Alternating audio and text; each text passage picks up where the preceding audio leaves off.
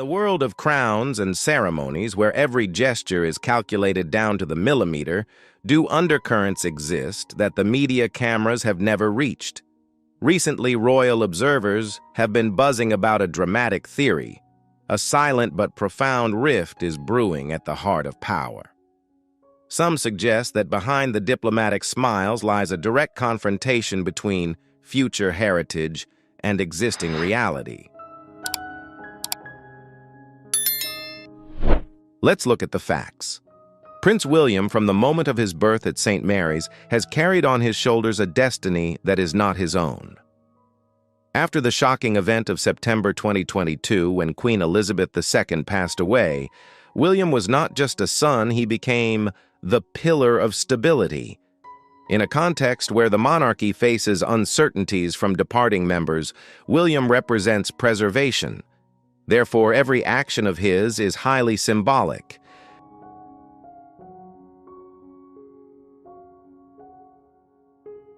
This is where the currents of information begin to intersect. Unverified sources suggest a clash of minds has occurred concerning the positions of those close to Queen Camilla in important events. Is there a scenario of rejection? Some question if a request for increased participation of non-direct relatives is denied, what will happen.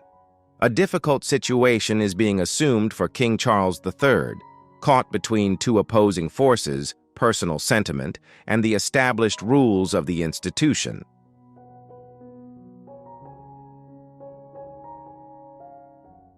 Undeniably, Queen Camilla's journey in the public eye has been a challenging one. Despite her tireless efforts in social activities, the shadow of history has always been an invisible barrier. The contrast between a guardian of tradition, William, and someone striving to redefine values. Camilla has created a space filled with speculation about a potential rift.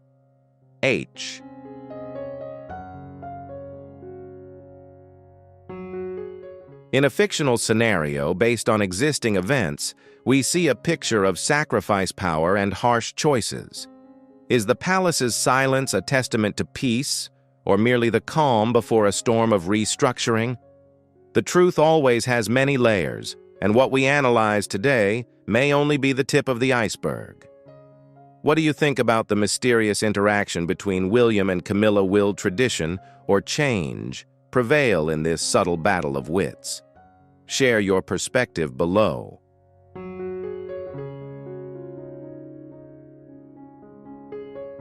In the mind of the future king, there are memories that will never fade.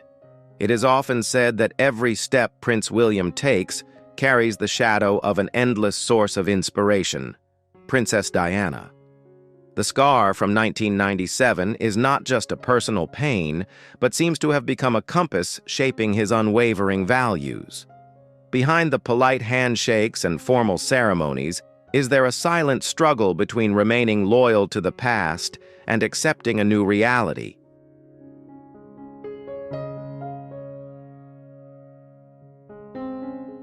A new era has begun, but behind the glamour lies a different story. Frequency conflict, full of mystery. Is Queen Camilla's rise going against the blueprint for the future of the next king? The event at Windsor, originally set up to showcase unity, suddenly became the stage for a political battle. Power struggle. Subtle. The focus of attention is the suggestive absence of figures outside the direct bloodline. A scenario is being whispered among observers. Could William have drawn a red line, rejecting any interference from elements outside the ancient rituals in the mainstream of power?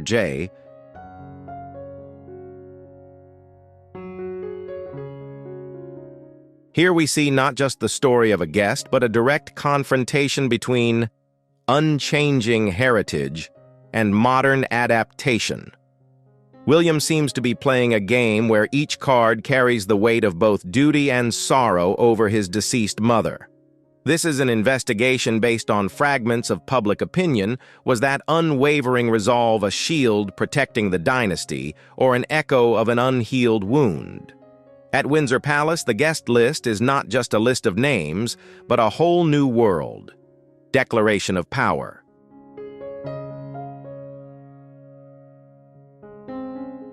A clash of ideologies erupted. On one side was Queen Camilla's yearning for family harmony, and on the other was her unwavering commitment to protecting the family.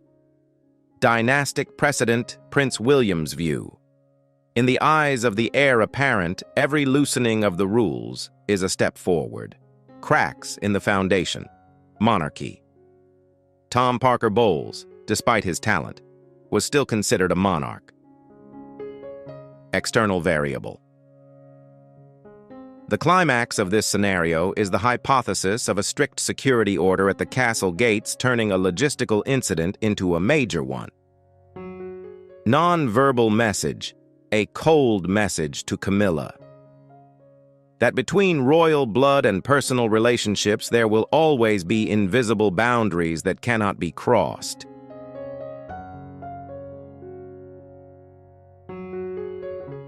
Behind the calm demeanor in front of the camera, is there a direct confrontation between ancient ritual and modern aspirations? Why was William so resolute? Observant people believe this action stemmed not from malice, but from a commitment to protection, Cambridge heritage. Allowing figures associated with the most controversial period of royal history to delve too deeply into national ceremonies could be seen as a denial of the past. In William's mind, protecting the line between duty and personal relationships was perhaps his way of keeping his promise to his late mother. K.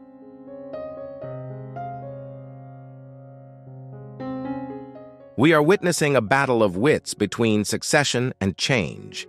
William has sent a clear statement: the monarchy must maintain a sacred distance from personal variables, regardless of the cost to relationships.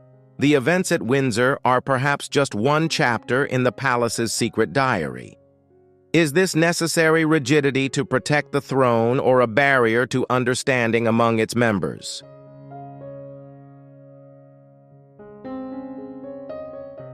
Beyond the events at the castle gates, this incident exposed a more stark reality: the unhealable cracks in the power structure of the monarchy. It wasn't just a dispute over the guest list, but a battle to shape the future of a monarchy at a crossroads.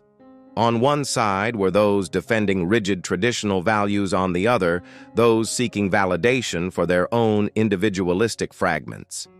Will the past ever truly rest in peace? Or will it forever haunt those who hold the crown?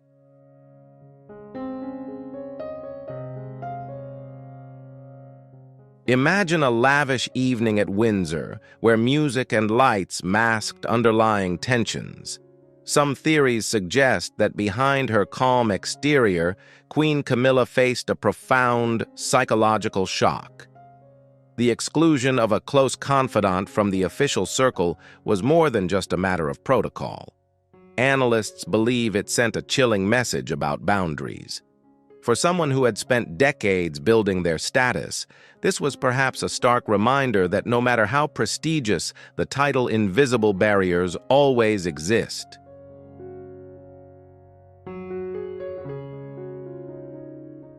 Why did Camilla choose silence instead of resistance? This is the point that analysts find most intriguing. Instead of a direct confrontation, one sees a resilience in silence. One theory is that she was fully aware of the fragile balance within the royal family. An explosive reaction could be poison to the unity she had painstakingly cultivated. This incident reveals a complex reality. The line between a modern family and an ancient institution is sometimes not as clear as one might expect. L.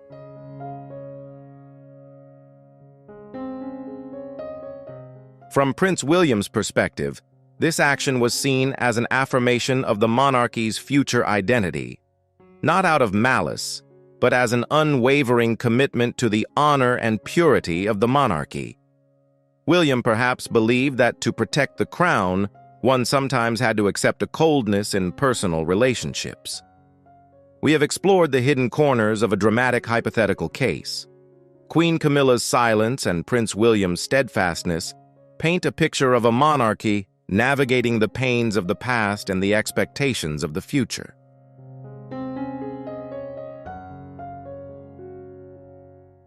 Is sacrificing personal feelings the necessary price to pay to keep the crown shining, or will these cracks only grow larger over time?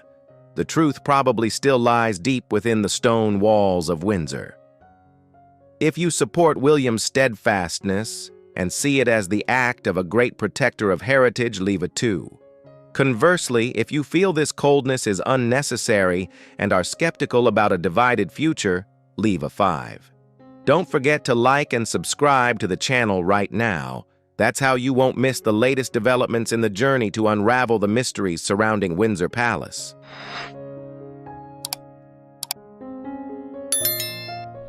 On May 6, 2023, the world turned its attention to Westminster Abbey to witness a symbolic ceremony of power and justice. The scepter striking the ancient stone floor was a declaration of the continuation of a dynasty. Yet hidden behind the splendor of silks and jewels, discerning observers noticed a silent electrical current running through the church. There are moments that need no words to convey messages more powerfully than any speech. Do you believe that silence is sometimes a declaration? Join us as we decipher the moment of no turning back at this historic coronation.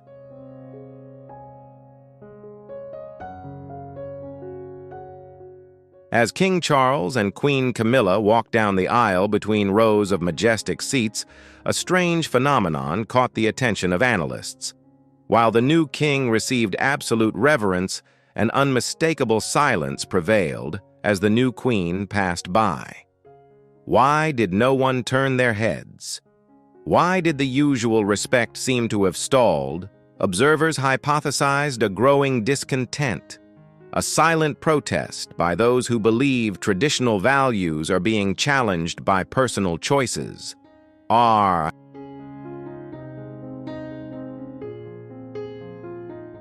The source of this lukewarm reception is believed to lie in the names on paper. Some sources suggest that Queen Camilla's prioritization of 20 close friends and family, including Tom Parker Bowles, while overlooking key allies who had helped her weather previous media storms, caused a shock within the aristocracy. The absence of these former loyalists was not merely a logistical issue. It was seen as a strategic shift in loyalty, prompting even the most ardent supporters to question it.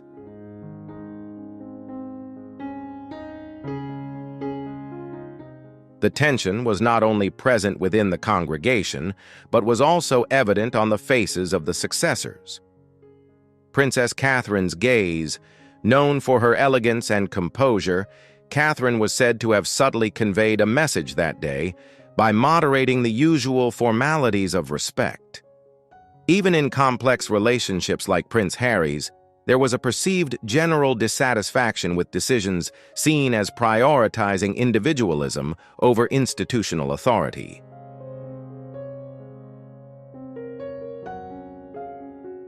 In the royal world, every action has repercussions. Prince William's decision to exclude Tom Parker Bowles from the Windsor Charity Gala was no coincidence. Analysts consider this a deliberate move. Decree on loyalty William seems to have made a clear statement. Past problems are not easily erased by new titles, and loyalty to the institution cannot be taken lightly. In the digital age, no secret can remain hidden behind the thick oak doors of a palace.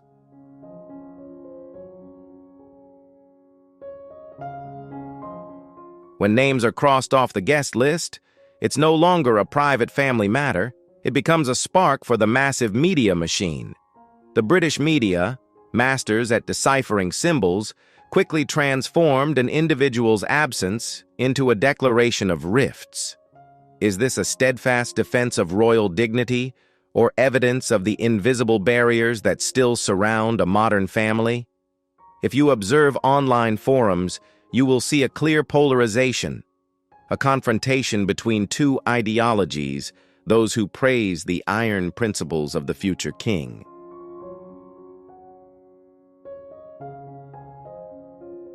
They see it as a reaffirmation of the traditional order, where blood ties and national duty must always take precedence over personal feelings. Those who see the pain of a family struggling to integrate perceive it as a silent but bitter rejection of years of efforts to unite. The debate isn't just about one individual, it's touching on the very essence of the question, should the monarchy be an immutable symbol or a flexible entity that adapts to the times?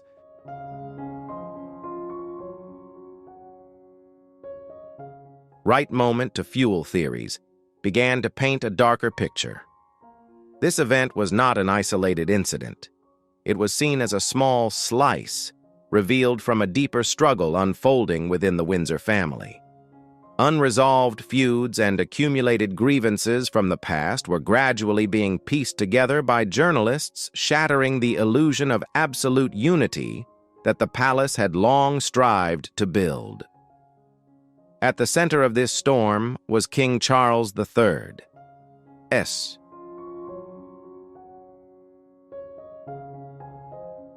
Analysts hypothesize that the king is facing his greatest diplomatic challenge right in his own home.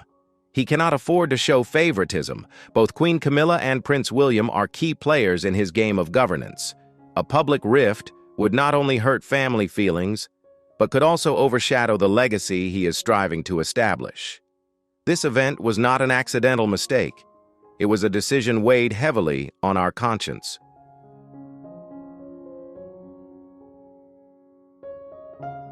It exposed subtle but undeniable cracks in the structure of a long-standing monarchy.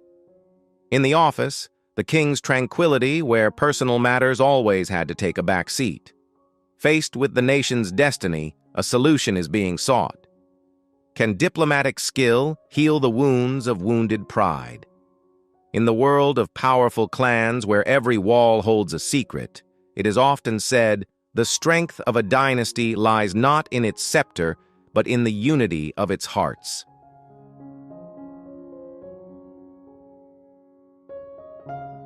Recently, a theory about a secret meeting at the center of power has opened a new lens through which a king governs not just a nation, but his own family.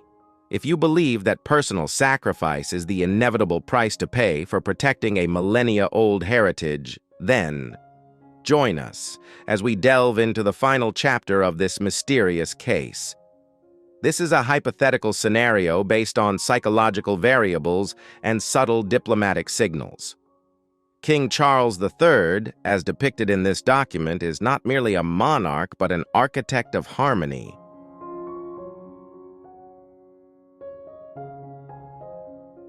Observers hypothesize that he understood William's unwavering commitment to ancient rituals, but also sensed his partner's silent pain. A pivotal dialogue is believed to have taken place in the quiet confines of the palace. Instead of dry commands, there were messages about a vision for the century, a reassurance for the queen, a reminder of the future for the heir. Charles painted a larger picture where each individual is an inseparable piece of an institution under the scrutiny of the world.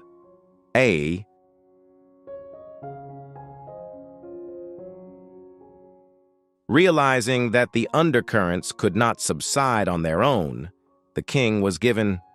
He had taken a decisive step, a private meeting, where all diplomatic masks were removed. Unity was the only shield. Charles reminded his loved ones that any deviation in this symphony could become a vulnerability for storms of public opinion. The meeting ended in the solemn silence of ceremony, but it left behind an unwavering expectation. Unity comes first.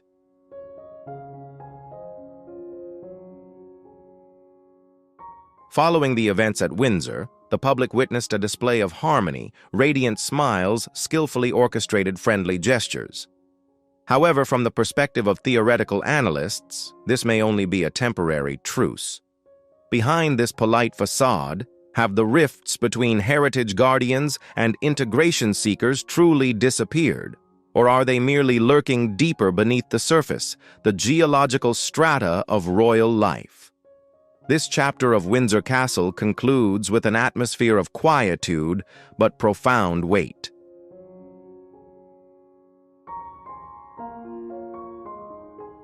King Charles has strived to bridge the gap between the past and the future, between family ties and duty.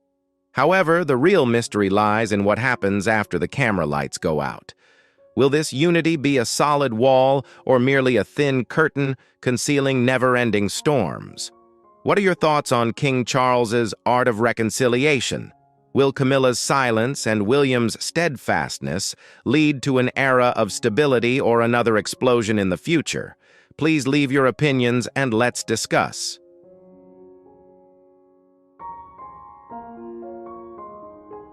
Behind the tranquil facade of millennia-old stone walls, a silent war is simmering. It's not simply a disagreement between two individuals, but a fierce clash of two ideologies attempting to redefine the future of an empire. If you believe that every royal choice is a move in the game of history, join us as we step into the heart of the storm. Can the crown be redefined, or will it be forever? Do they belong to immutable laws? Prince William, from the perspective of theoretical analysts, appears as a guardian of old values.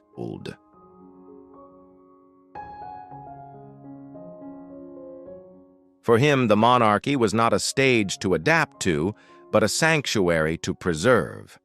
The memory of Princess Diana was not just pain, but a filter through which William assessed the legitimacy of those entering the circle of power. There are theories that even though Camilla already possessed the crown in the eyes of the successor, true acceptance remained an unsolved variable. Consider the case of Tom Parker Bowles. In our world, he's an unnamed guest, but in the language of the palace, he is the message of boundaries.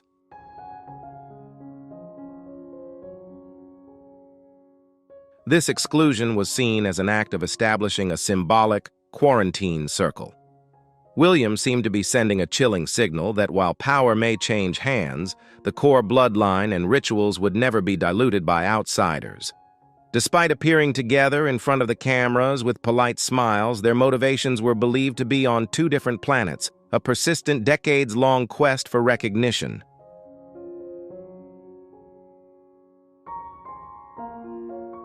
The theory is that she wanted to leave a legacy comparable to that of Queen Elizabeth II, a testament to perseverance and personal value in the annals of history, a commitment to protecting the purity of tradition despite personal emotional sacrifices. At Windsor, the world witnessed a perfect display of unity. Nods and polite greetings satisfied the public. However, in the narrow corridors where longtime members whispered there was talk of the ceasefire agreement is fragile.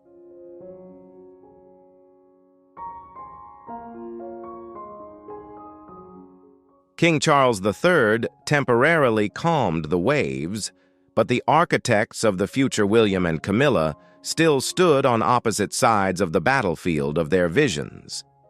In the world of power, rejection is sometimes not expressed in words, but in contracts that are no longer renewed. There's a truth that observers often whisper: Tom Parker Bowles is not the only one in Queen Camilla's family facing an invisible wall from the future monarch.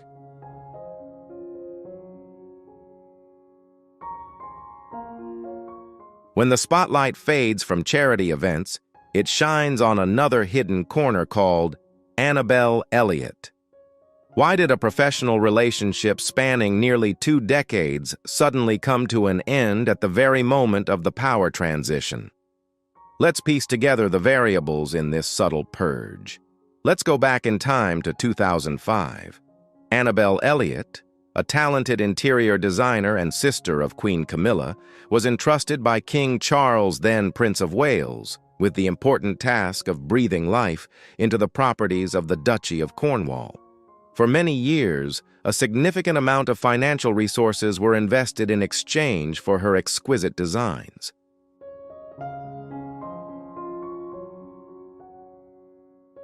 After nearly 20 years as the design soul behind King Charles's real estate properties, Annabelle Elliott, Queen Camilla's sister, has officially had her contract terminated by Prince William as he takes over the Duchy of Cornwall. Although described as a professional transition, analysts view the move as a decree of independence. Cutting economic ties with Camilla's closest relative is seen as a clear act of boundary setting, dismantling the family privileges that existed under the previous era. William emerges as a minimalist architect, moving against his father's family-centric style of management.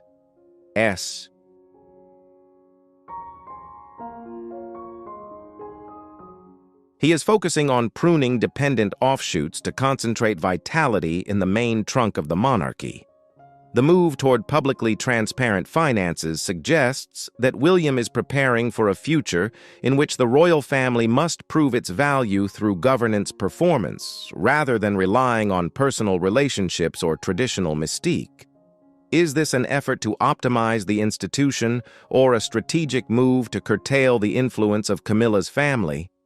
The outward image of unity appears to be masking a decisive internal restructuring.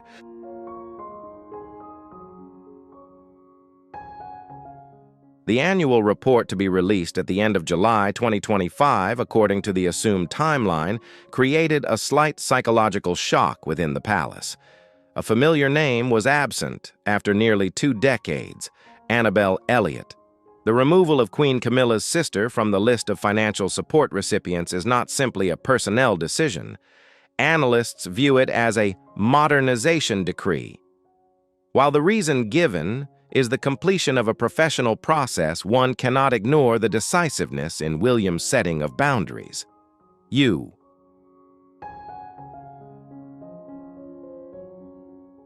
In Queen Camilla's mind, this decision was considered a deep cut. For a mother and a sister, seeing her dearest loved ones excluded from the workings of the monarchy was a grim testament to changing times. While King Charles III built stability on tolerance and connection, William seemed to be building it on streamlining and discipline. This difference was creating an atmosphere that the media called fragile tension. The purge in the Duchy of Cornwall closed an old chapter of royal history and opened a new one full of variables.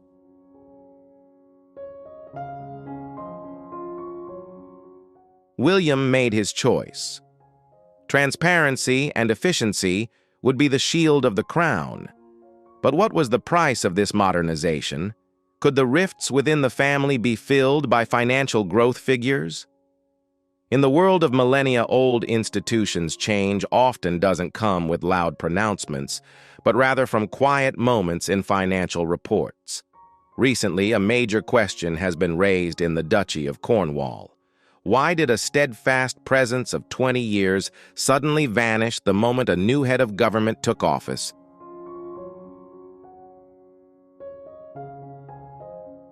Unverified sources suggest that behind the numbers lies a whole world of thoughts and strategies, redefining the existence of the monarchy.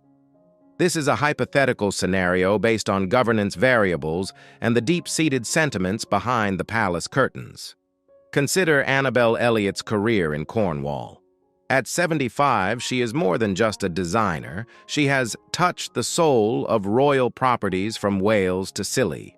Removing a name that generated hundreds of thousands of pounds in value from the list of collaborators isn't about quality, but rather about frequency.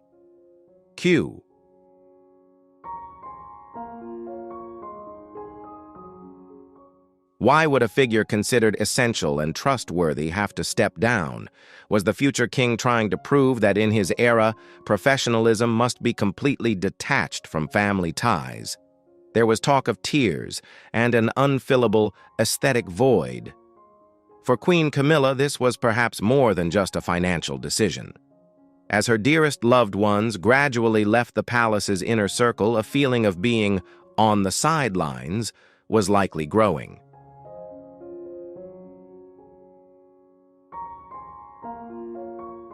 On one side is William's effort to modernize and increase transparency in capital flows. On the other is the anguish of a woman who sees her family gradually becoming invisible within the new power structure. William is playing a game of cards openly. His disclosure of income variables that were previously his father's code sends a chilling message. The era of mystery has ended, giving way to the era of standards. Although the reason may not directly refer to the past, one cannot help but notice a repetition. From Tom to Annabelle, a red line is being drawn cruelly but consistently.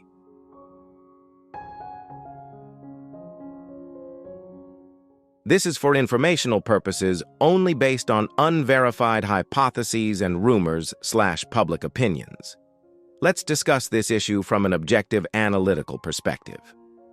The truth always lies on the boundary between what we see and what we feel. Don't just sit and observe. Be a part of this investigation. Do you find these details extremely logical and curious about the next move? Leave a comment. Key 1. Or will you still maintain a cool, skeptical attitude towards these variables? Press key 0. Don't forget to press like and subscribe right now. This is your ticket to join me in venturing deeper into the hidden corners, lifting the velvet curtains that conceal the truth behind them. S. Amid the grandeur of Buckingham Palace, a state banquet was on the verge of turning into a diplomatic storm until Catherine, with a single graceful gesture, changed everything. The king's anger transformed into admiration, and the entire hall fell silent, witnessing a moment regarded as the pinnacle of royal elegance. What really happened that night, and how could one small act make the whole world bow in awe before the Princess of England? Join us as we uncover the secret behind the gesture that changed the atmosphere of the palace in just a few seconds. What do you think about Princess Catherine's graceful gesture at that dinner? Was it the natural instinct of an elegant woman, or the clever calculation of a born diplomat? If you believe it was pure natural grace, leave the number 1 in the comments. But if you think it was a brilliant diplomatic move, comment 0 below. And don't forget to like, share, and subscribe to our channel to keep following more surprising and emotional royal stories. Princess Catherine, with her confidence and grace, always stands at the center of attention during royal events. As a modern member of the monarchy, she and Prince William have continuously worked to present a warm, approachable image while upholding the long-standing traditions of the United Kingdom. Tonight at Buckingham Palace, a special banquet is being held to welcome a distinguished guest, marking a moment of great diplomatic significance. The grand hall of the palace glows beneath the sparkle of crystal chandeliers, with long tables elegantly adorned with pristine white linens, gleaming silverware, and vibrant bouquets of fresh flowers. Every detail of the evening has been meticulously prepared, reflecting the British royal family's deep respect for world leaders. Tonight's atmosphere is not only one of grandeur and elegance, but also carries a profound message of friendship between nations. The guest of honor at this royal banquet is His Majesty Sheikh Tamim bin Hamad Al Thani, the Emir of Qatar. At 45, he is a leader of remarkable strength and composure, known for his calm yet decisive demeanor. Under his leadership, Qatar has emerged as a key global partner, particularly in the fields of energy and trade. Recently, he delivered an impressive speech at the United Nations, emphasizing Qatar's vital role in promoting peace and international cooperation. His presence in London was not merely a diplomatic visit, but an opportunity to strengthen the ties between the United Kingdom and Qatar. For King Charles, the dinner held far deeper meaning than just a social occasion. The two nations have long maintained close cooperation, particularly in the fields of economy and investment. Qatar owns many significant assets in London, from renowned shopping centers to iconic buildings. Creating a friendly and respectful atmosphere at the dinner was not only a matter of etiquette, but also a way to reinforce mutual trust between the two countries. When Princess Catherine entered the Grand Hall, the atmosphere seemed to change entirely. She wore an elegant ivory gown paired with a diamond tiara, that once belonged to the late queen, radiating grace and sophistication. After her long journey of overcoming illness, her return to royal events carried a special significance, inspiring many with her resilience and sense of duty. With a warm smile and gentle gestures, Princess Catherine embodied not only the role of a royal figure, but also that of a diplomatic bridge, bringing warmth and harmony to this important evening. For years, Princess Catherine has been cherished as a symbol of strength and hope. Despite personal challenges, she continues to carry herself with calm dignity and deep compassion. Always ready to connect with others through sincerity, she continued to showcase her unique ability to foster harmony, even in the most delicate moments at the Buckingham Palace banquet. The evening began in a formal yet friendly atmosphere. The gentle clinking of glasses blended with the soft melodies of the orchestra playing in the grand hall. Guests, from high-ranking officials to diplomats, engaged in polite conversation, creating a warm and welcoming ambiance. However, as everyone took their seats at the dinner table, a subtle shift in the air began to emerge.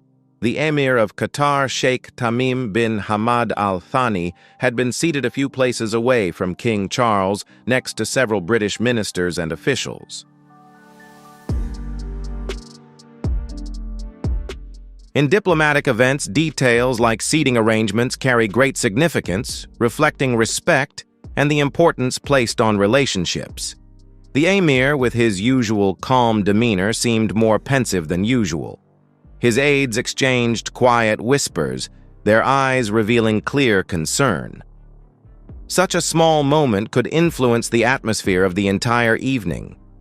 From the other side of the table, Princess Catherine quietly observed. With her natural sensitivity, she noticed the shift in the honored guest's mood. During her school visits, she had often recognized shy children who needed encouragement. On hospital visits, she was always attuned to the worried looks of families. Tonight, she recognized that the Emir needed a friendly gesture to feel welcomed. Rather than acting hastily, Catherine patiently waited for the right moment.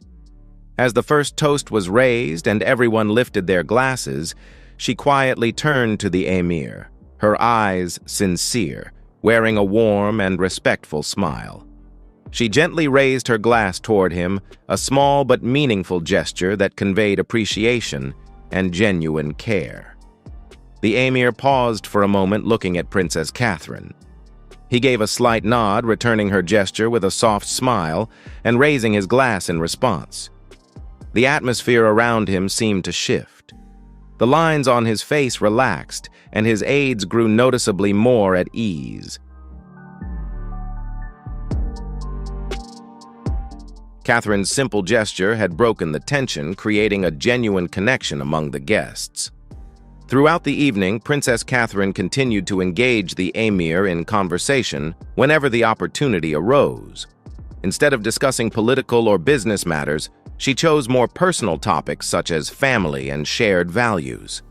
She inquired sincerely about the Emir's children, demonstrating that she had taken the time to learn about Qatar's culture and people. Gradually, the Emir opened up, sharing proud moments about his children, something rarely seen from a leader in a public setting. His smiles became more frequent, and the atmosphere at the dinner table grew warm and comfortable.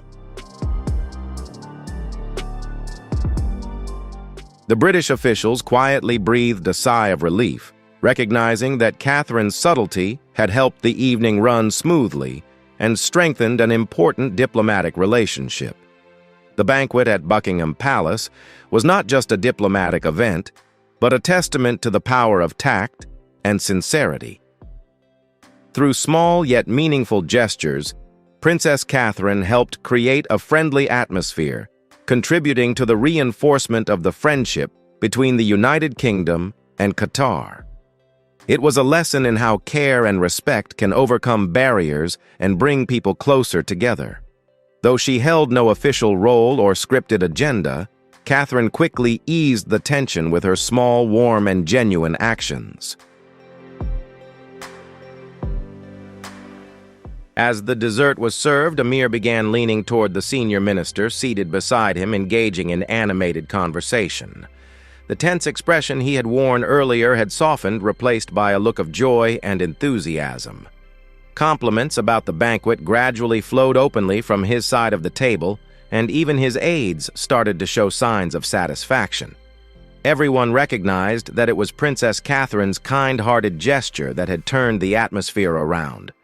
But what truly captured the entire room's attention was her next move, one that went far beyond expectations and was so subtle that every eye fell upon her in eager anticipation. The opening of the state banquet had been salvaged, but Catherine knew very well that the night was still long ahead, and state receptions always demanded utmost finesse. Every word spoken, every glance exchanged, every gesture carried meaning far beyond the ancient stone walls of the palace. The king was smiling, yet Catherine clearly remembered the fleeting furrow of his brow earlier. She knew that to maintain this positive atmosphere, she needed to do more than simply make the moment pleasant. She had to affirm that his status at the banquet and his voice on the international stage were both heard and respected. King Charles began his speech with a warm, resonant voice, speaking about the long-standing friendship between the United Kingdom and Qatar. He praised the deep cooperation between the two countries, from energy and education to healthcare, and emphasized the bond between the two royal families spanning generations. The room erupted in applause, and the king once again raised his glass in celebration. When it was the emir's turn to speak, the room fell silent, giving him the full attention he deserved. His English was clear, though tinged with a Qatari accent, lending extra weight to every word. He expressed his deep gratitude to the British royal family for their warm hospitality, but he did not stop at mere pleasantries. The emir spoke about fairness in the global political order, emphasizing the urgent need for peace in Gaza and highlighting the responsibility of leaders to protect families caught in the midst of conflict. The dialogue between the emir and Catherine was one of subtlety and understanding. His voice was deep and resolute, carrying the weight of experience, never shying away from harsh truths, no matter how difficult they might be to hear. The room fell silent. A few guests shifted uncomfortably as a solemn atmosphere descended upon the grand banquet. Amid the warm golden lights and the soft clinking of glassware, his speech was like an unusual gust of frankness and strength. And there was a heaviness to his words. But Catherine, with her calm gaze and bright eyes, remained intently focused.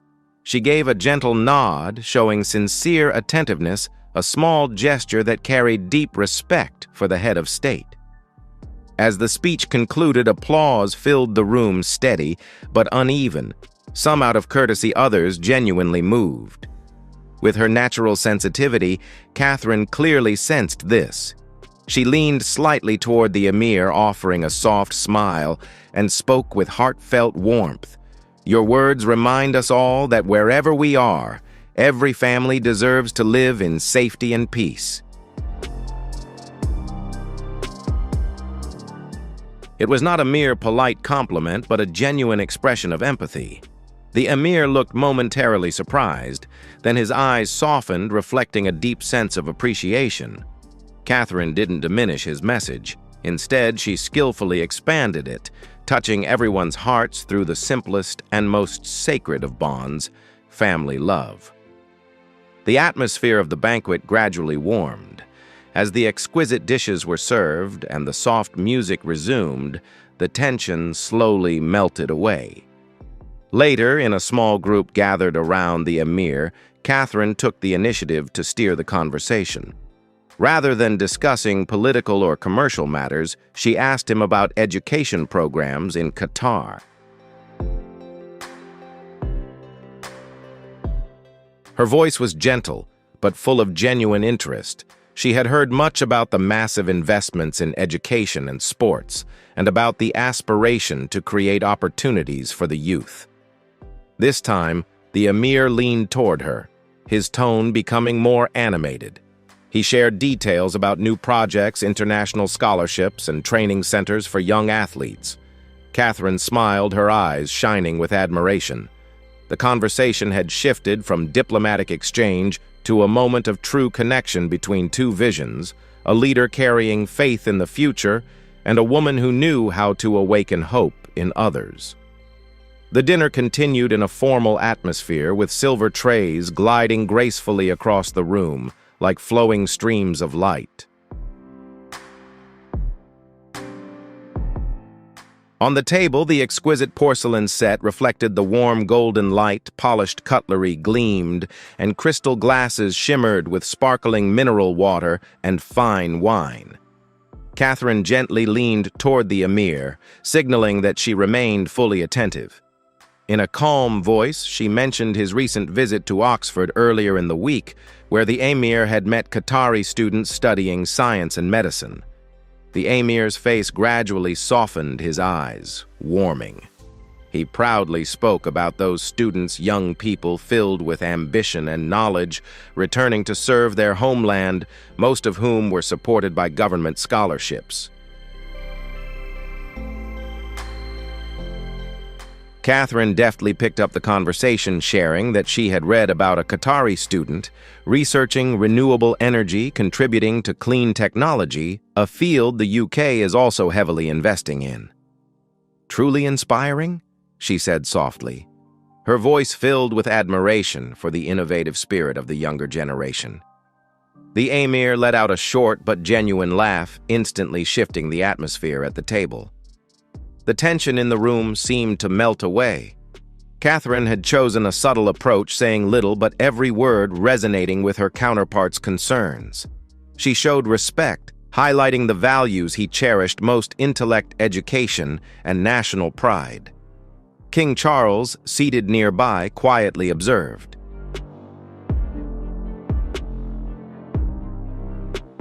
His eyes were filled with trust, as if acknowledging that his daughter-in-law's calm demeanor had brought about something rituals could not connection. The conversation then shifted to soccer, the king's well-known passion. When mentioning the 2022 World Cup, his voice carried clear pride. Catherine listened attentively, then deftly added with a gentle smile, she spoke of Prince George, her young son, and his budding love for soccer. He was thrilled watching the Euros, especially when England played. She said, her tone warm yet respectful. The king chuckled heartily. "So the boy only cheers for England, does he?" he teased, prompting laughter from the group. Catherine smiled in response. "Children sometimes have their own idols, Your Majesty. He also loves learning from players all over the world." That seemingly simple remark made the conversation feel closer. She was not just representing the British royal family. She was a mother, a woman who connected through sincerity. For the king, who always put family first, that moment held deep meaning. Amid the lavish rituals of a state banquet, Catherine skillfully turned the conversation into a bridge between two cultures, two hearts, with her sincerity, intelligence, and empathy. At the far end of the table, other guests continued their own conversations, their laughter mingling with the soft clink of glasses.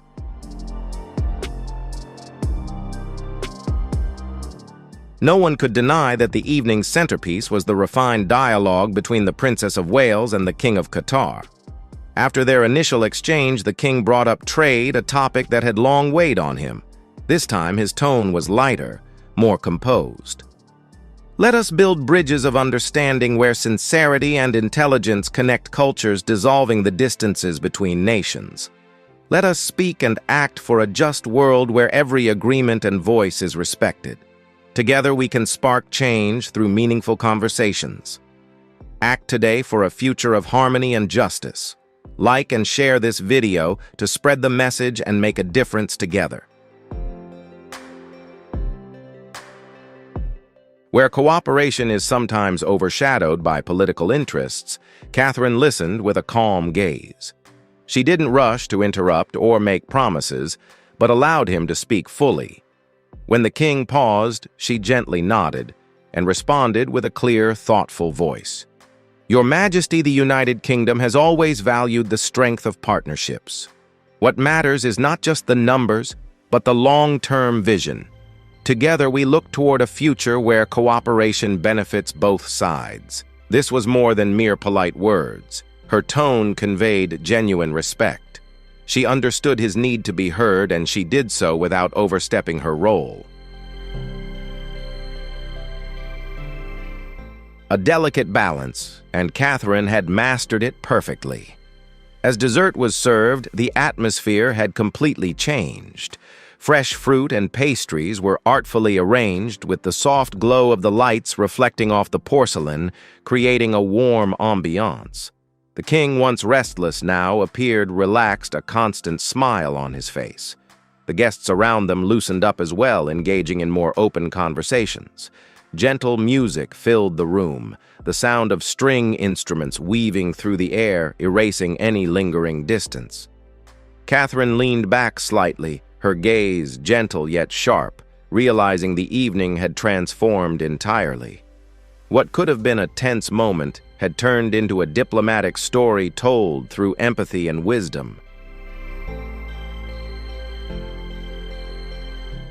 The king's advisors also noticed the change. They exchanged glances, almost surprised. They knew their master well, a steadfast leader, rarely soft-spoken. Yet now he was comfortably laughing and talking with Catherine, no longer defensive or tense. The trade issues remained, but they took on a different shape, not complaints, but discussions wrapped in respect and goodwill. Catherine had not only shifted the king's mood, but had also skillfully softened the entire room's atmosphere. Still, she maintained her calm demeanor. She understood that in diplomacy, pride could return at any moment.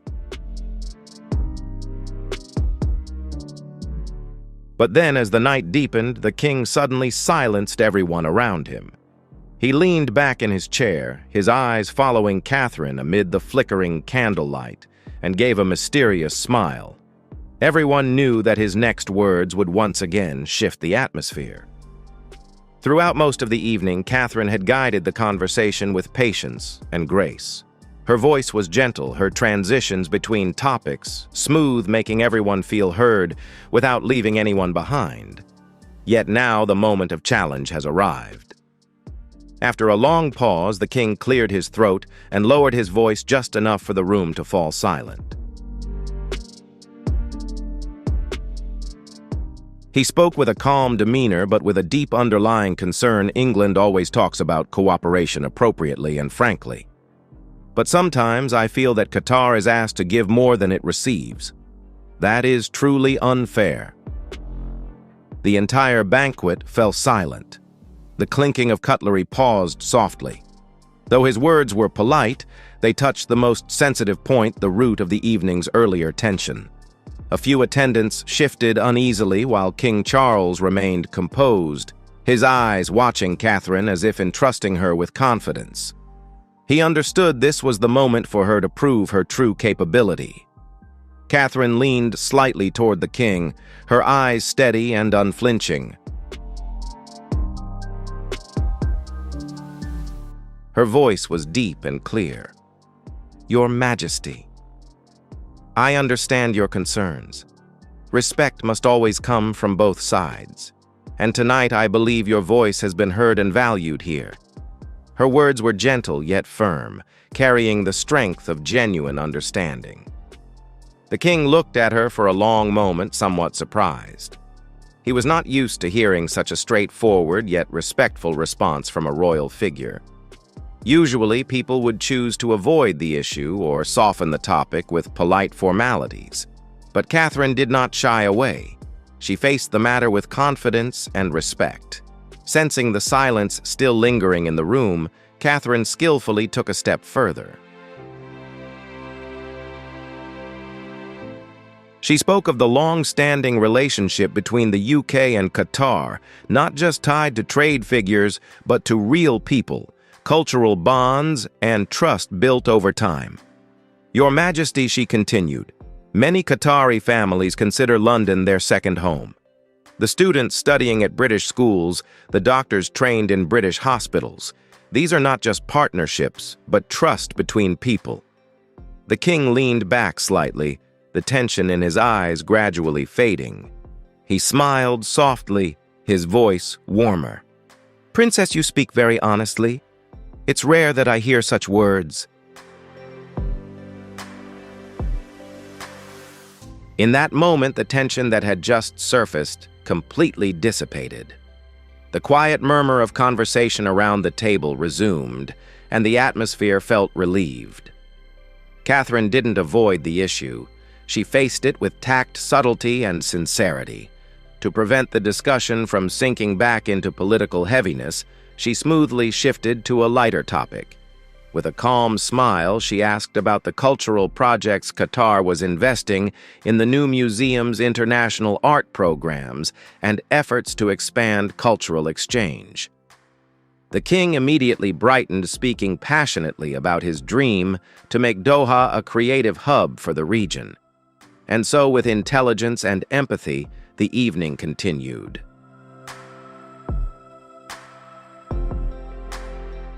Once again, Catherine transformed a tense moment into a bridge between two worlds with words that were gentle, yet more powerful than any diplomatic strategy.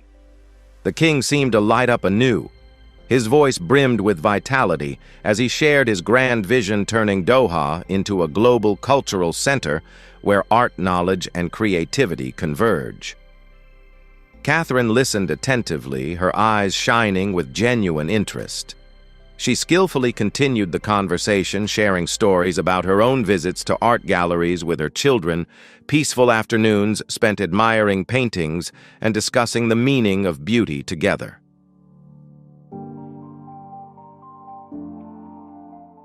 The way she naturally connected family life with the aspirations of a leader made the conversation unusually intimate.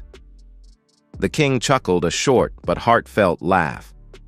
"Princess, you remind me that leadership is also about being a parent." Those words struck a chord, reminding everyone that behind titles and power people are still mothers and fathers carrying kindness and concerns for future generations. Those nearby exchanged affectionate glances with a few soft smiles spreading quietly. The once tense room now brimmed with warmth and gentle laughter. It was no longer the atmosphere of politics, but one of understanding. As night gradually fell, the banquet moved into the formal ceremony. King Charles stepped forward to speak, his voice steady and solemn as usual, praising the friendship and the importance of trust between nations. Then it was the King of Qatar's turn. The entire room fell silent, everyone remembering the sharp tone he had earlier in the evening.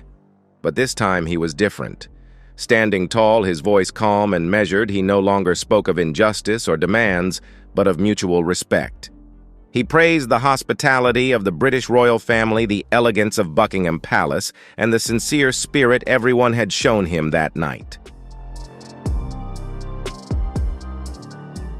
In that quiet moment, he turned to Catherine, his eyes sincere. "I thank the princess for her kindness throughout this evening." The room erupted in warm applause. King Charles nodded softly, clearly pleased, but those attentive enough knew it was Catherine who had truly made that moment possible. Amidst the formalities and political distances, she had rekindled the bridge of dialogue through listening intelligence and a compassionate heart. As the king returned to his seat, his expression was noticeably more relaxed. The sharp words from earlier had softened into gentle admiration. The attendants, once tense, now also eased and smiled softly. Catherine showed no pride or complacency. She simply smiled politely, returning to her usual calm demeanor. But everyone in that room understood that something important had just happened. The Princess of Wales had achieved what no speech could, turning disagreement into understanding and transforming complaints into gracious praise. As the string quartet music resumed, closing the warm evening under the golden lights, Catherine kept a gentle smile on her lips. She knew the night was far from over.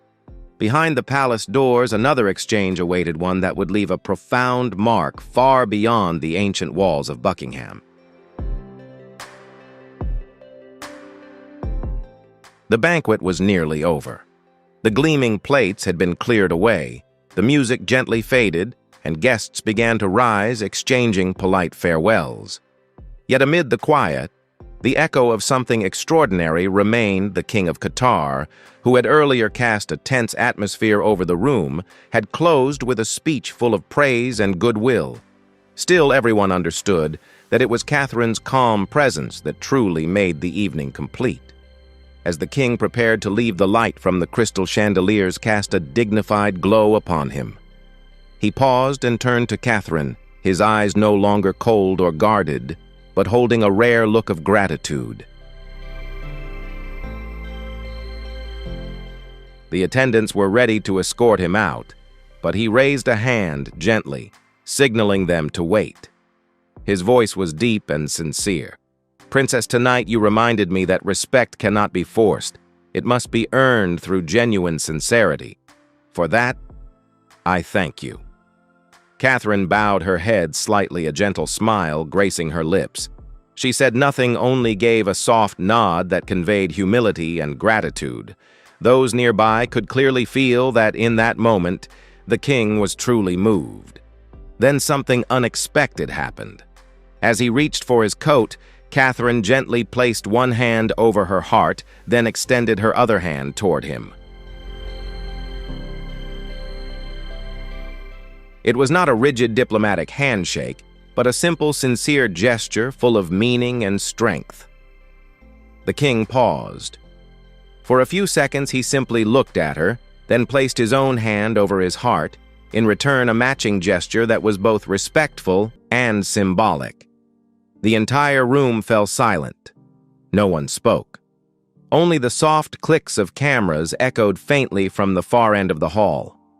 That moment, a British royal and a Middle Eastern leader had become a powerful image of understanding and respect, transcending all differences. From a distance, King Charles witnessed it all. He smiled quietly, his eyes filled with pride and relief. He understood that moments like these in diplomacy are incredibly fragile. One wrong word, one careless gesture, and everything could collapse. But Catherine had done more than that. She not only soothed a difficult guest, but also strengthened a delicate relationship with respect and kindness, without promises, without grand declarations. As the king stepped out of the hall, he turned back one last time, his voice ringing clearly through the quiet space. "Tonight, England has shown genuine friendship. May this spirit guide our relationship forward." Applause rose, not loud, but deep and heartfelt. All eyes turned to Catherine, the woman who had written a new chapter in what had seemed like a mere ceremonial banquet. In that moment, diplomacy was no longer politics. It had become the art of the human heart, where humility, listening, and respect could transform the very atmosphere of the world. Even the guests who had been anxious earlier nodded in agreement as the doors closed behind the king. The air in Buckingham Palace seemed lighter than at any other point that evening. Conversation flowed warmly throughout the grand hall, filled with a newfound sense of closeness and goodwill.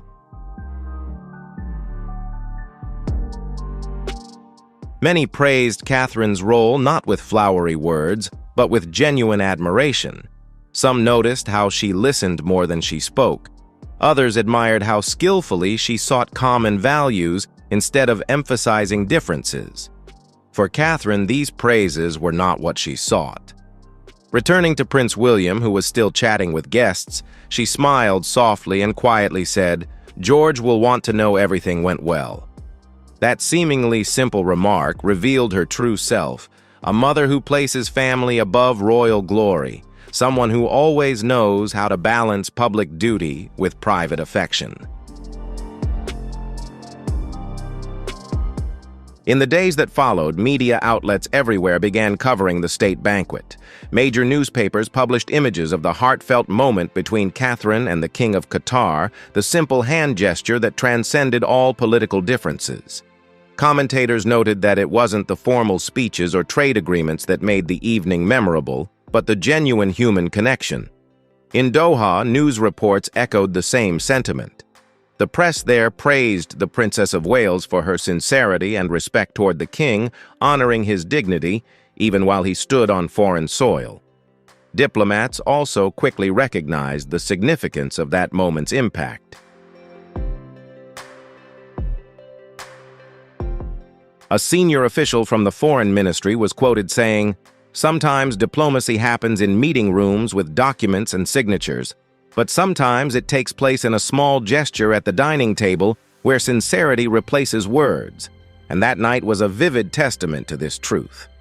As for Catherine herself, she remained characteristically silent. She did not respond to the praise, nor did she seek the spotlight. Instead, she returned to her daily work, visiting schools, participating in children's activities, and charitable organizations, bringing hope to the places where she always puts her heart. Yet everyone present at Buckingham Palace that evening knew they had witnessed a historic moment. There, a woman with a gentle smile and calm demeanor not only changed the mood of a king, but also deeply imprinted the image of England through the power of kindness and understanding. This story highlights Catherine's truly special role. She wasn't elected, nor was she a politician, yet through her compassion and genuine care, she represented her country in a way that required no power or title. While many might demonstrate strength through words, Catherine chose a different path, the power of listening and the grace of a small gesture, something that can often resonate farther than the boldest declarations. That's why that night is remembered not as a story of conflict or tension, but as a lesson in understanding and humanity between people. Guests who had entered the hall feeling uneasy left with admiration. The king, who had once voiced sharp demands, departed with respect. And Catherine, who sought no public spotlight, became the center of the evening through her humility and grace. The banquet ended under the warm golden lights of Buckingham Palace, as if that light not only illuminated the room but also reflected the inner beauty of a person who places compassion above all protocol. Thanks to a princess and a single gesture, the memory of that night has become a symbol of kindness and emotional intelligence, a testament that sometimes the smallest actions leave the deepest impressions. What about you? Do you believe that a small gesture can change the entire atmosphere of a diplomatic event, just like Princess Catherine did? If you do, leave a 1 in the comments. But if you think everything requires strategy and thorough preparation, comment 0 instead. Enjoy the video hit. Like, share, and leave a subscription to support the channel as we continue exploring. Shadows swallow Heathrow Airport as a lone figure slips through the gates. No security detail, no royal fanfare. The world watches in disbelief as the realization hits Prince Harry has returned. But why would the man who walked away from the crown arrive like a fugitive in the dead of night?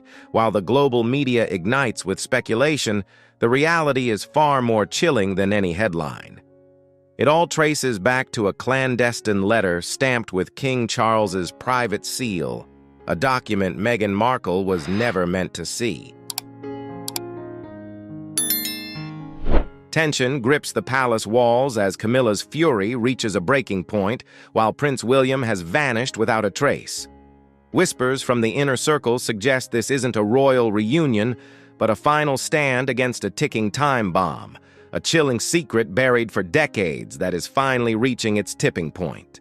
Before we reveal the truth behind this royal crisis, make sure to hit that subscribe button, like this video, and drop your wildest theories in the comments. Let's dive into the mystery together.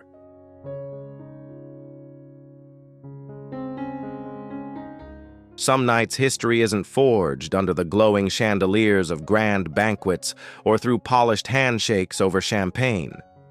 Instead, the world is shaped in the shadows beneath the cold, relentless London rain.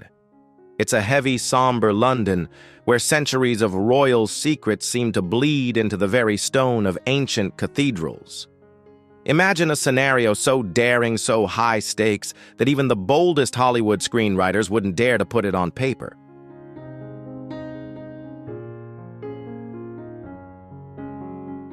A man born into the highest echelons of royalty, who once stood on the Buckingham Palace balcony before millions, now navigates airport security like a ghost.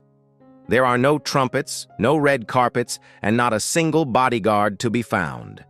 With a baseball cap tugged low to mask his face and a dark hoodie draped over his frame, he moves through the crowd unnoticed.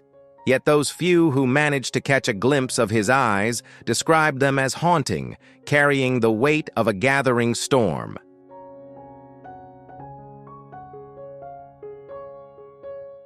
Is it fear or the raw determination of a man with nothing left to lose?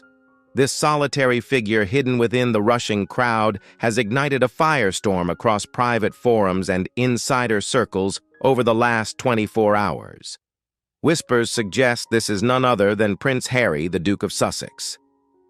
Despite his efforts to vanish, keen observers point to unmistakable signs: that signature stride, the white-knuckled grip on his backpack straps, and a glimpse of a tattoo on his wrist.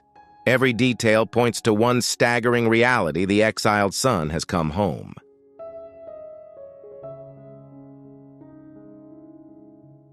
But why this question is currently haunting millions? Why would a man who turned his back on the crown, who penned a memoir to sever every tie, and who sought a new life under the California sun, suddenly return to the very den of wolves? He once renounced, "The digital world is convinced this isn't just a casual visit." Perhaps the truth isn't found in a longing for home, but in something far more calculated.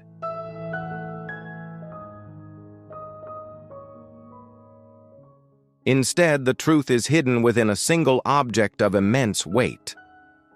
A letter, a mysterious document sealed in crimson wax, long thought lost, the kind of seal that, according to royal legend, only emerges when a dynasty teeters on the edge of survival.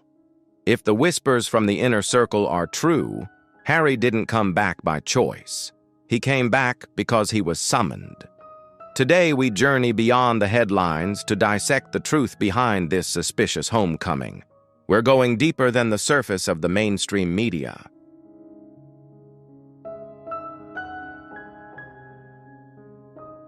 We will descend into the shadows to assemble the fractured pieces of this puzzle, decoding the whispers from the palace halls and exploring the most daring theories. In a hidden corner of history where secrets refuse to stay buried, could a haunting truth from the era of Princess Diana finally come to light? Is this a long-forgotten promise or a debt of blood that has finally come due? The question remains: is Harry returning as the savior of the crown, or the spark that will ignite the final collapse of the Windsor Empire?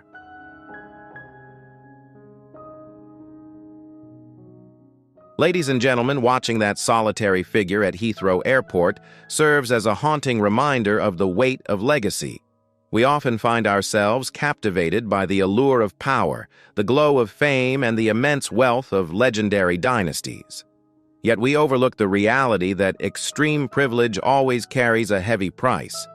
In that quiet moment of isolation, Harry isn't just facing the emptiness of his own journey, he is standing in the long shadow of a crown where every movement is dissected, and every breath is burdened by expectations that never end.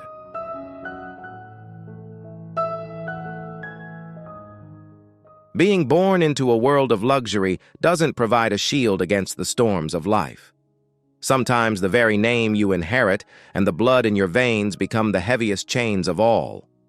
Despite fleeing halfway across the globe and renouncing his titles, Harry remains tethered to the shadow of his past. This return, regardless of its purpose, is definitive proof you can leave your home, but you can never truly leave your roots, especially when those roots are defined by wounds that have never been allowed to heal.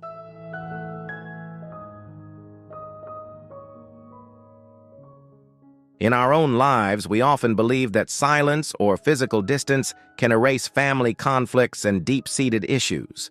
But the truth is, they don't disappear. They remain in the shadows, quietly smoldering, waiting for the moment we are forced to face them. True courage isn't found in running away. It is found in the return, in the willingness to confront the ghosts of our past, even when the only thing we have left to hold on to is the pain.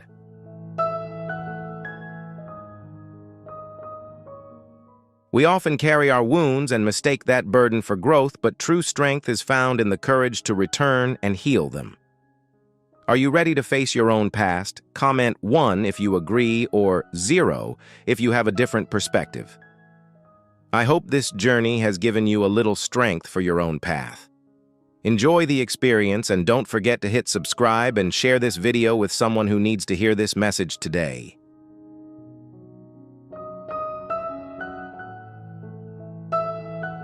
It all began on a somber afternoon, a stark contrast to the sun-drenched glamour of Montecito, California, the ultimate sanctuary for the global elite. According to sources deep within the local aristocracy, neighbors noted a sudden unsettling shift in the atmosphere surrounding the Sussex estate. The usual sounds of laughter and the energy of garden parties had vanished, replaced by a heavy, suffocating silence that seemed to consume the entire grounds.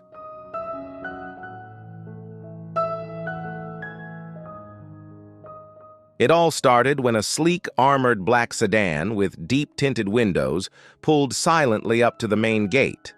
This wasn't a local vehicle, nor did it carry the familiar branding of shipping giants like FedEx or UPS. A mysterious figure stepped out, not in a uniform, but in a bespoke black suit, reflecting the precision of England's legendary Savile Row. Insiders speculate that his rigid posture, piercing gaze, and calculated movements exuded the unmistakable discipline of the royal military elite.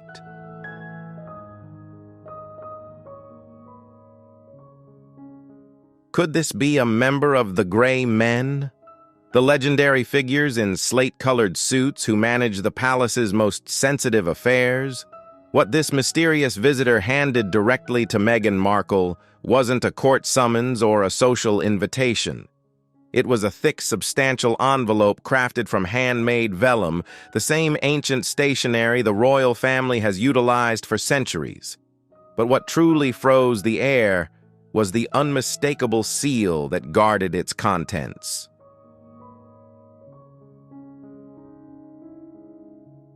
Sharp-eyed observers and heraldry experts have pointed out that the crimson wax seal on the envelope displayed an incredibly rare emblem.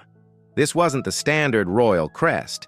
Instead, it appeared to be King Charles's personal seal, a symbol of ultimate authority reserved for only 2 scenarios: a national emergency threatening the very survival of the crown, or a family tragedy so deeply buried it cannot be spoken of.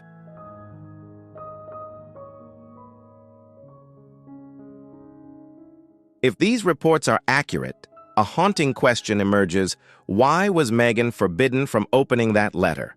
Anonymous sources believed to be staff members within the estate have shared a chilling detail that sends a shiver through anyone who hears it. As Meghan reached for a letter opener to break the seal, Harry suddenly appeared. He didn't just enter the room. He charged in. Rumors suggest he snatched the envelope from his wife's hands in a state of sheer panic, his fingers trembling uncontrollably as he reclaimed the document.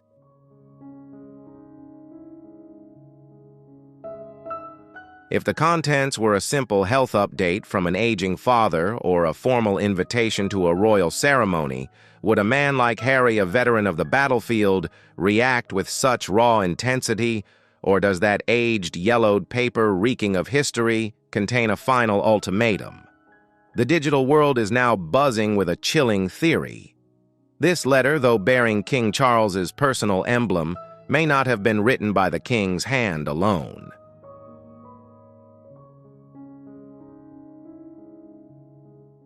In a parallel universe of conspiracy theories, it's whispered that King Charles, facing health challenges, shielded by the cold stone walls of London, has decided to activate a truth mechanism. Could this letter hold echoes from the past? Perhaps it contains words tied to a long-forgotten promise, a haunting secret regarding Princess Diana's final days, or an unpaid blood debt whose interest has finally come due.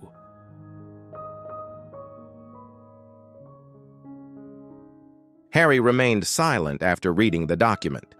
No explanation followed, and there was no room for debate. According to household staff, that silence was far more terrifying than his most explosive outbursts. It was the hollow silence of a man who had just glimpsed his own death sentence or the end of something he cherished even more than life itself. In that moment, the image of the carefree father in California seemed to vanish. All that remained was Prince Harry, the royal soldier receiving his orders for one final mission.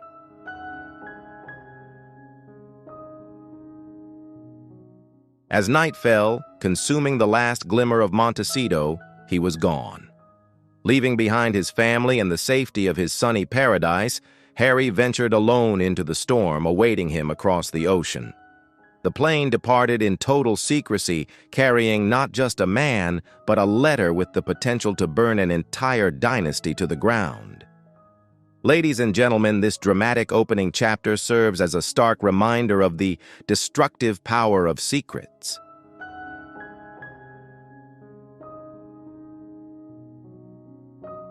In any relationship, whether between spouses, parents, or siblings, secrets often form the most invisible yet impenetrable barriers.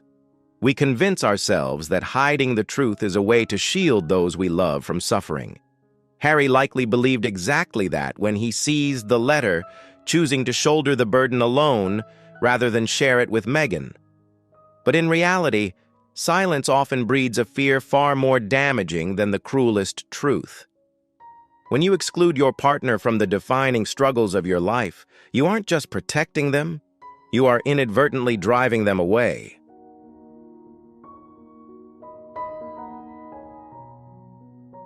Trust rarely collapses under the weight of screaming matches. Instead, it fractures in the quiet, agonizing moments of doubt. No burden is too heavy when two people carry it together, but even the smallest secret, when hidden in the dark, can grow into a boulder that crushes the strongest bond. So the question remains, is Harry's silence a heroic act of sacrifice or the first fatal error that will bring everything crashing down? Only time holds that answer.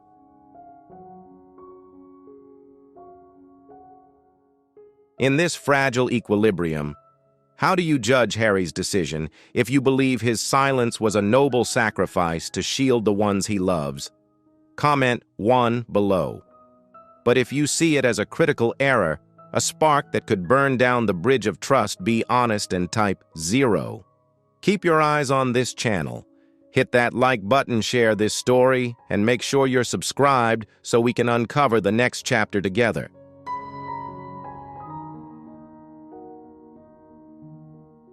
As the mysterious Gulfstream jet cuts through the Atlantic night carrying a solitary prince and the heavy burden of his past, the very foundations of Buckingham Palace have begun to tremble.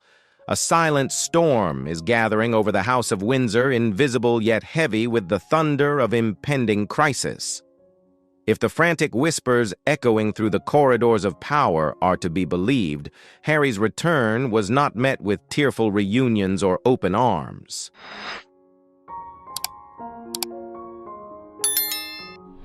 Far from a warm homecoming, it was compared to tossing a lit torch into a dormant keg of gunpowder.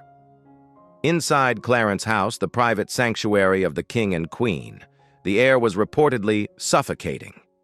A loyal insider, a veteran of 20 years who had never before leaked a single whisper, broke their silence to describe Queen Camilla's reaction as unprecedented. "Throw him out, do not let him through that gate," she allegedly screamed. But was this a command born of unbridled rage or a desperate cry of panic?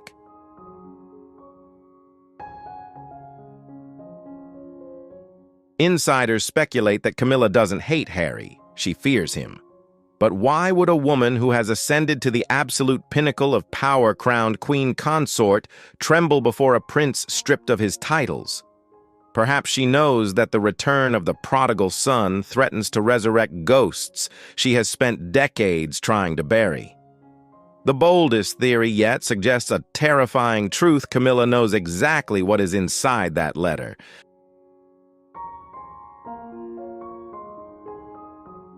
She knew that a private audience between father and son, unguarded by her watch, could shatter the unspoken agreements that paved her path to the throne.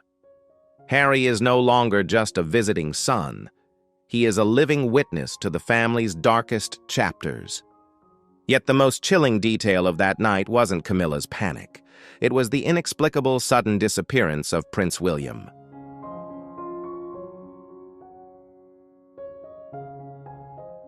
The brother who once walked shoulder to shoulder with him behind their mother's casket has chosen to vanish just moments before the storm hits.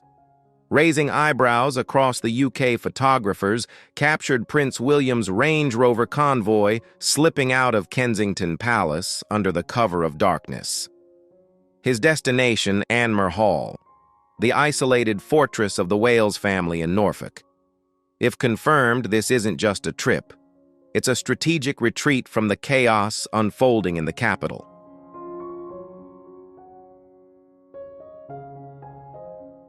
Under normal circumstances, with the monarch's health in critical condition, the heir to the throne would stand as the pillar of stability. Prince William should have been the first to welcome Harry, projecting an image of unshakable royal unity. Instead, he chose to withdraw. According to behavioral psychologists and body language experts, this departure isn't fueled by petty grievances or childish resentment. It is a maneuver driven by deep-seated fear and cold, strategic calculation.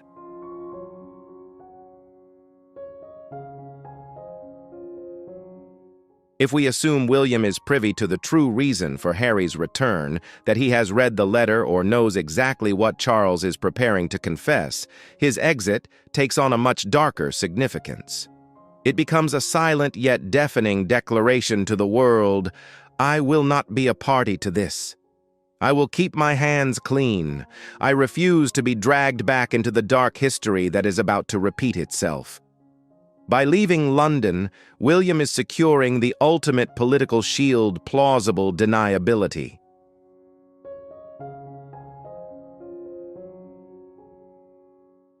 By physically removing himself from the equation, William secures the ultimate defense: total innocence.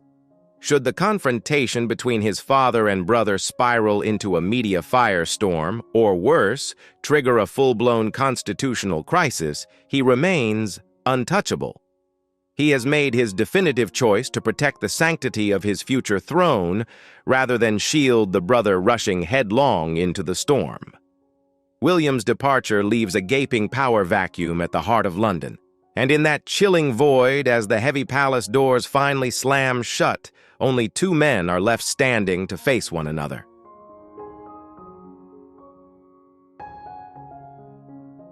An aging king tormented by the weight of his conscience, or perhaps a deep-seated fear, now stands face to face with a prince whose heart is scarred by years of unspoken pain. Harry, now willing to burn every bridge to unearth the truth, confronts a destiny that has been 30 years in the making. Ladies and gentlemen, as we witness William's strategic flight and Camilla's cold fury, we are forced to confront a bitter lesson: the loneliness of power and the instinct for survival. In the world of great dynasties, where self-interest and the honor of the crown are elevated above the bonds of blood, individuals are often driven to make the most ruthless of choices. It is a world where survival doesn't just invite sacrifice, it demands it.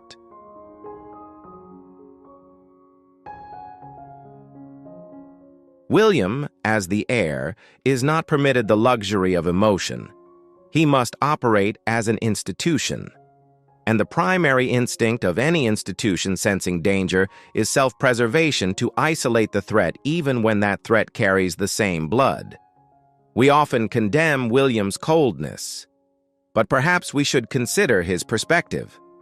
In a parallel universe, had he stayed to intervene, would he have been dragged down with the sinking ship of the past?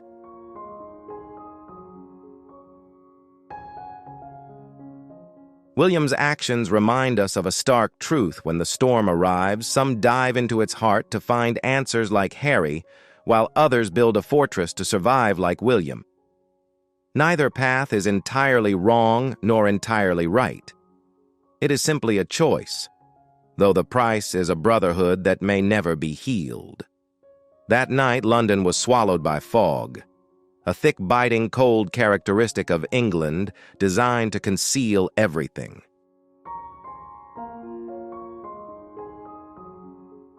But inside the west wing of the palace, the nerve center where those who hold the kingdom's fate reside, the lights burned with an unusual intensity. According to leaked fragments from the night shift guards, this was no ordinary reunion. The meeting between father and son didn't unfold in a lavish sitting room filled with velvet sofas. Instead, it took place in the king's most private sanctuary, the sanctum.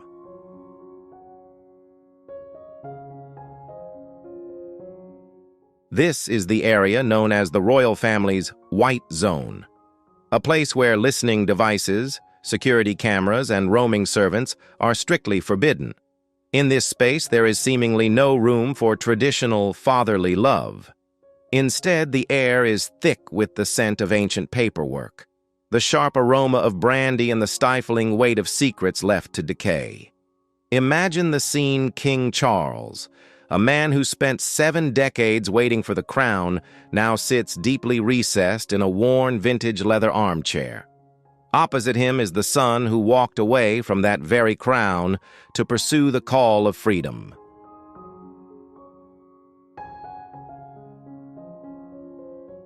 One represents the unyielding weight of tradition. The other, the volatile force of disruption and pain. The air between them didn't crack with polite conversation.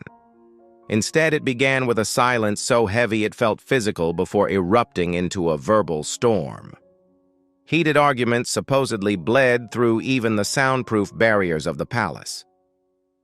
"You should have told me sooner." If these words truly escaped Harry's lips as insiders suggest, the implications are staggering. Why sooner? What truth was withheld for so long that its revelation now feels like a betrayal of time itself? Why has the king chosen this exact moment to unburden his soul?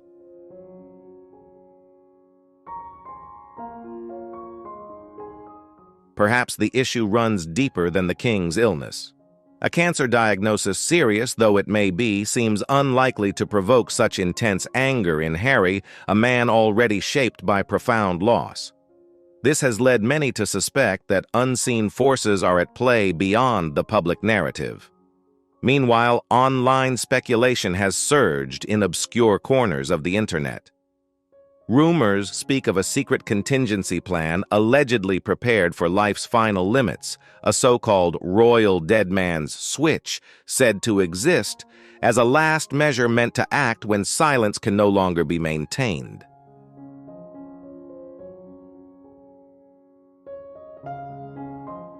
A startling theory emerges that Charles may have acknowledged the existence of classified records linked to the 1997 Pont de l'Alma tunnel accident. Documents Harry has long sensed were real, yet never had proof to confirm. It is a suspicion shaped more by intuition than evidence. In this imagined moment where secrets surface, one could picture Charles speaking carefully to his son, "I did not cause it, but I know who was responsible, and I stayed silent to protect the crown."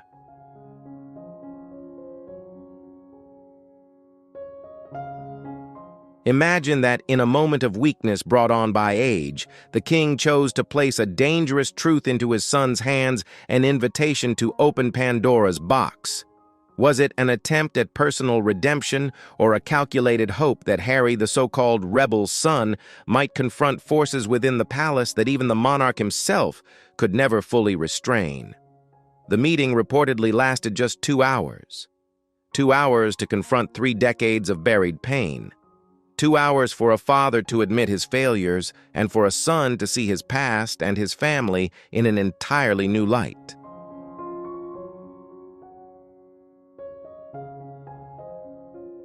When the heavy oak door finally opened, Harry stepped out in silence.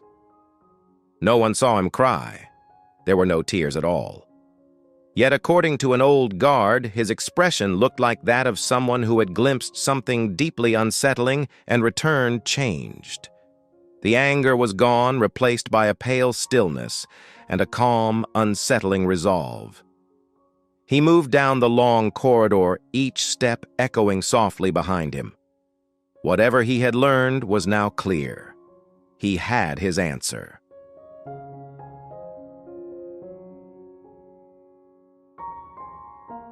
But the cost of that answer may have been the last remaining thread of trust Harry had in his family. We often repeat the saying, better late than never yet in relationships already fractured. Truth can arrive too late, no longer offering healing, but causing deeper damage instead. When a father conceals a secret for 30 years and reveals it only in moments of weakness, it may not be an act of bravery. It can be the final act of self-relief, transferring a lifetime of guilt onto another person and leaving the one who hears it to carry the shock alone.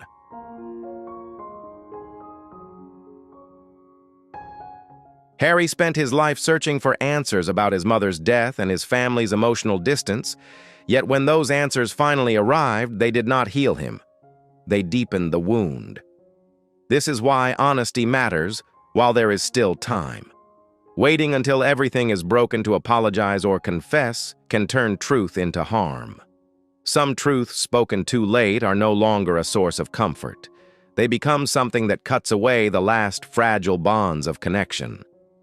Harry may now have the truth, but that night the image of his father was lost to him forever.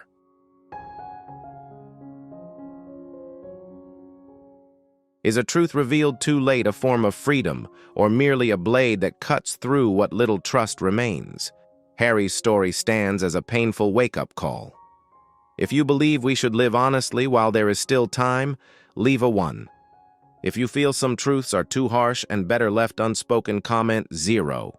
And don't forget to like, share, and subscribe to help us continue uncovering the stories that exist beyond the spotlight.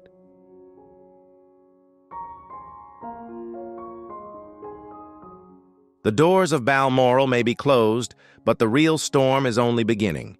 Harry now carries knowledge that could either preserve a legacy or forever change how history remembers it. Will he choose silence in the name of peace or allow long-buried truths to come to light? That choice lies ahead. What would you do if you held Princess Diana's secrets in your hands? Share your thoughts in the comments, and don't forget to like and subscribe so you won't miss what happens next.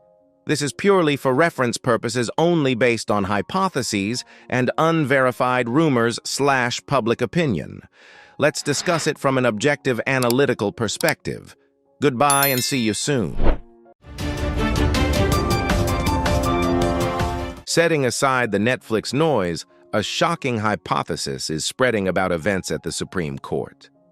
Unverified sources claim that truth hunter Tom Bauer has just hinted at a top-secret DNA file called Operation Cuckoo, allegedly involving Trevor Engelson. Is there a hidden mystery behind what is said to be Harry and Meghan's highly dramatic reaction in the courtroom? Is an all-out battle about to erupt? Or is this merely the beginning of a far more complex truth than we have ever known? Amid the ancient walls of Buckingham Palace, a shocking hypothesis is quietly spreading. Could there be a genetic secret hidden behind the royal family's silence?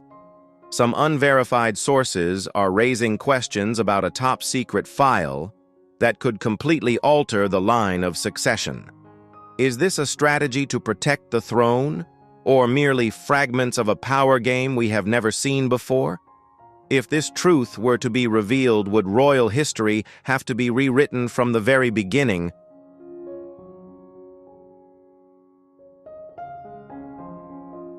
Within elite power circles, whispers persist that whenever Tom Bower appears, the deepest secrets are at risk of being exposed. This time, the hypothesis no longer revolves around financial conglomerates, but points straight to the heart of the British royal bloodline. Could the troubled look in Harry's eyes, set against his dark suit, be a sign of an approaching storm?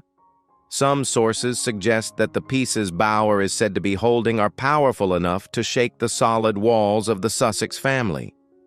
Is this a truth slowly coming to light, or merely a strategic move in a power game we have yet to decipher?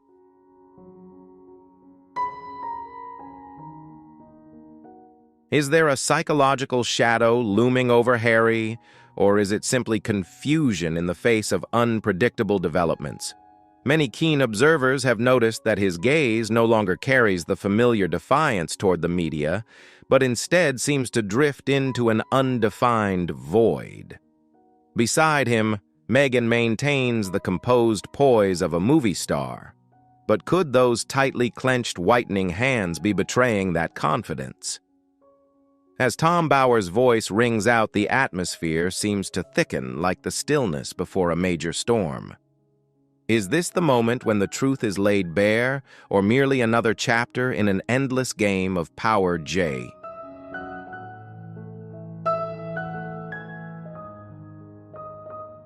Setting aside the familiar tabloid disputes over bridesmaid dresses or sisterly riffs, this time Tom Bower has crossed a line that few dare to approach. Why has the name Trevor Engelson suddenly surfaced alongside the unsettling phrase genetic cross-check? A chilling atmosphere blankets the courtroom, as if time itself has frozen before an unresolved truth. Is this the decisive piece in a much larger power game, or merely a shocking hypothesis meant to shake the very foundations of the monarchy? The answer perhaps still lies in the shadows.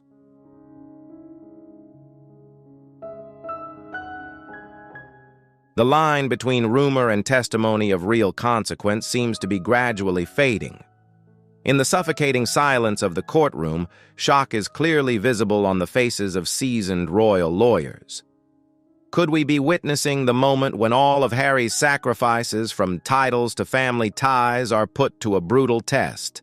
The image of a man who once poured everything he had into protecting his young family, now standing before a hypothesis that could overturn everything, forces anyone to ask, what is the ultimate truth behind the curtains?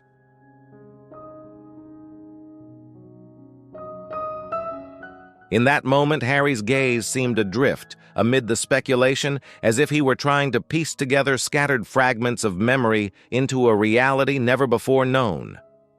Could that confusion be the very starting point of a turbulent new chapter? As for Meghan, her silence carried a weight that was hard to define. Instead of the decisiveness so often seen before the cameras, what remained was a fragile, deeply suggestive psychological state. Could this moment of stillness mean more than any grand declaration? The questions remain unanswered, leaving a space filled with curiosity for all those following this story.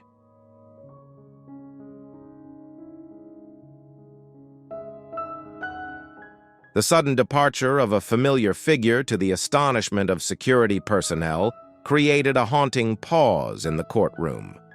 The sharp thud of the wooden door closing seemed to signal the cracking of an image once likened to a modern-day Cinderella. The biggest question now is why a seasoned writer like Tom Bower chose this sensitive moment to raise such explosive suspicions. Is he holding evidence capable of shaking traditional values to their core? Or is this merely a bold move in a power game of which we have only glimpsed the tip of the iceberg?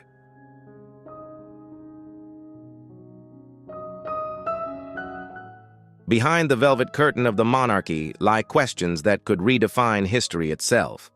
Could the truth surrounding Archie's birth be the fuse for an unprecedented royal crisis? Today, we move beyond the headlines to delve into the darker corners of this courtroom drama. Together, we will examine the hypotheses, the secrets, and even the silent betrayals the world was never meant to know. Brace yourself, because what is about to be revealed may completely change the way you view the Sussex family forever.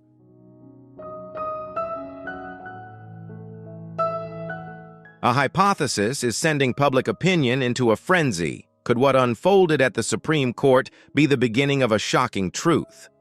When Tom Bower mentioned a top-secret file codenamed Operation Cuckoo, the atmosphere seemed to thicken instantly. Is a long-concealed genetic secret gradually being unraveled, raising serious questions about the line of succession? Harry's dazed expression and Meghan's sudden departure appear to be telling pieces in this opaque power game. Is the monarchy facing a storm it cannot escape, and does the palace's silence signal careful preparation or the first signs of collapse?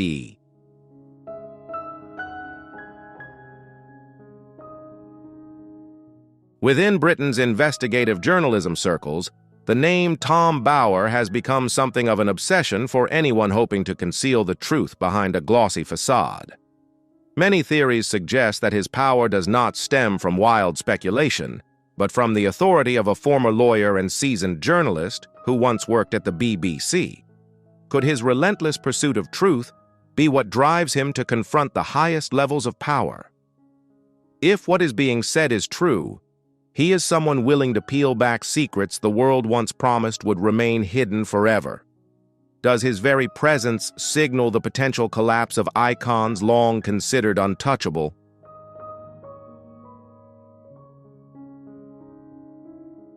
From billionaires to powerful politicians, Tom Bower has seemingly never backed down from anyone.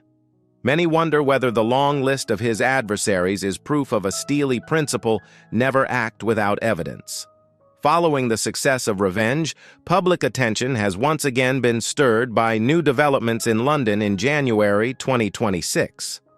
Could Bower's calm demeanor under intense questioning be a sign of an unpublished trove of documents?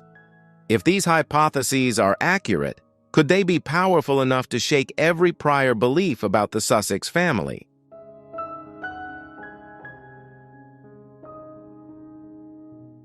Is there a truth hiding behind those dry numbers and timelines? Instead of vague speculation, Tom Bower put on screen a diagram shrouded in mystery, what insiders call a timeline map of Meghan's life from 2013 to 2018. There's a theory that this is in fact a dossier of overlap, where even the smallest details begin to connect. Why is the year 2013, the moment of her breakup with Trevor Engelson, examined so intensely? Could it be the most crucial link in the picture we are trying to decode together?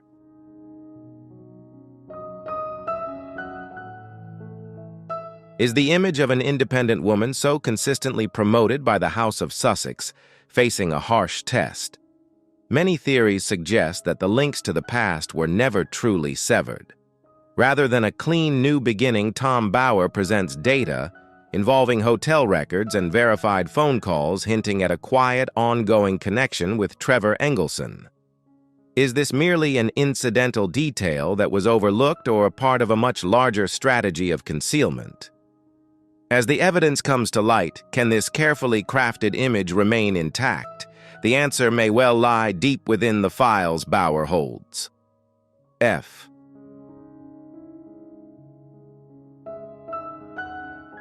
Could Harry's silence be concealing a sophisticated information strategy we've yet to recognize? One theory stirring debate points to puzzling gaps in Meghan's schedule in Toronto in 2016. Why do these periods align so strangely with Trevor Engelson's undisclosed travels? Is this merely an innocent coincidence or a secret being carefully kept? These gaps are now challenging the public's faith in the narrative of a perfect love story.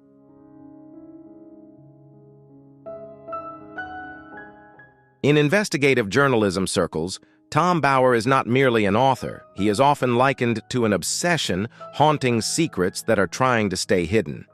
Many ask whether the rigor of a former lawyer and veteran BBC journalist is the key that enables him to decode such uncomfortable truths. Rather than indulging in fanciful speculation, does he possess a distinct method for confronting powerful interests? And could it be that his mission is to bring what has long been buried into the light, breaking through entrenched barriers of power?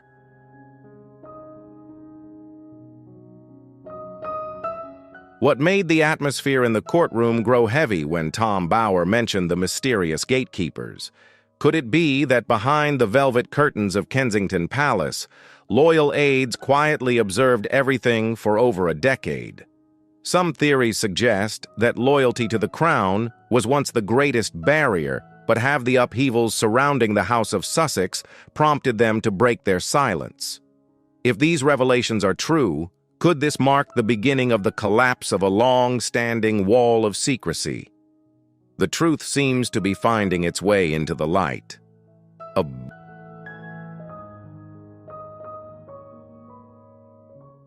Can logic shed light on the hidden corners that emotion often overlooks? A weighty hypothesis is now being raised about the dense fog surrounding Archie's birth.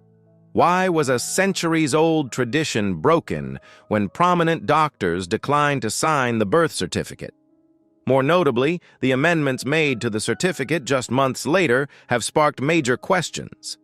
Is this merely an administrative procedure, or the trace of a deeply guarded secret the monarchy is trying to protect?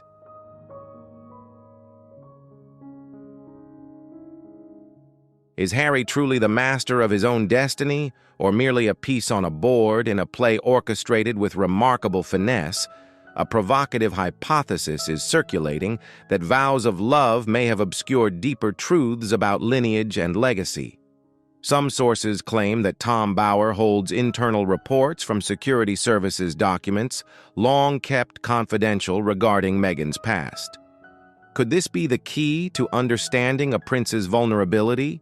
And if these secrets were to come into the open, would history itself need to be rewritten?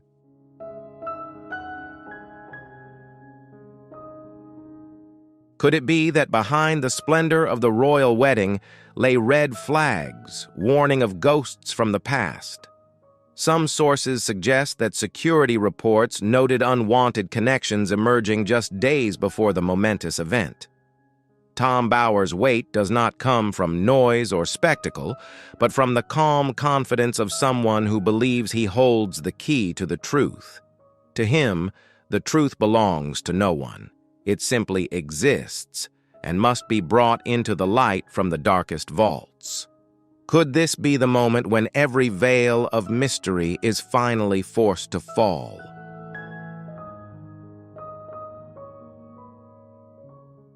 London seemed to awaken all at once, realizing this was no longer a family dispute, but a dramatic historical reckoning. Does Tom Bauer truly hold the key to flinging open Pandora's box that the royal family has long tried to bury?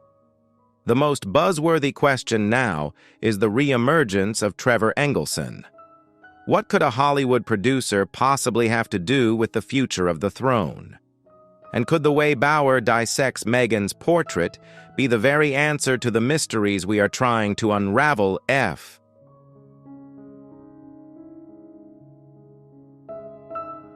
Is Meghan truly a victim of the media, or is she a skilled strategist with meticulously laid plans? One theory suggests that Trevor Engelson may be the one who holds the key to unlocking her true past. Having been by her side for an entire decade from obscurity to stardom, Trevor likely understood her habits and deepest ambitions better than anyone. Could it be that Harry in his infatuation is seeing only a carefully constructed image, while Trevor possesses the original blueprint? Are the truths behind these hidden corners slowly coming into view?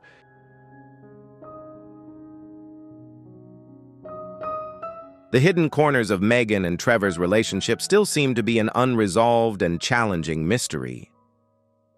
Have we only brushed the surface of a story far more complex than it appears?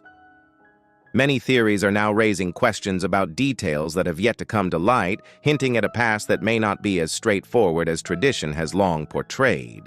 If these speculations truly carry the weight of truth, would your perspective change? Leave a 2 if you agree or a 5 if you're not convinced yet. Don't forget to like, share, and subscribe so we can continue unraveling these secrets together in the next episodes.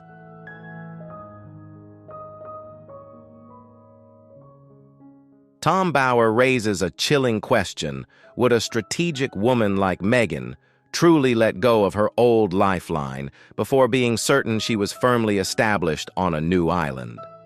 A controversial hypothesis has surfaced in court regarding unusual communications. Some sources claim that while romantic kisses with Harry captivated the public behind the scenes, Meghan was allegedly still maintaining a mysterious line of connection with Trevor. Is this mere coincidence or part of a carefully calculated backup plan? The truth may still be waiting to be fully decoded. T.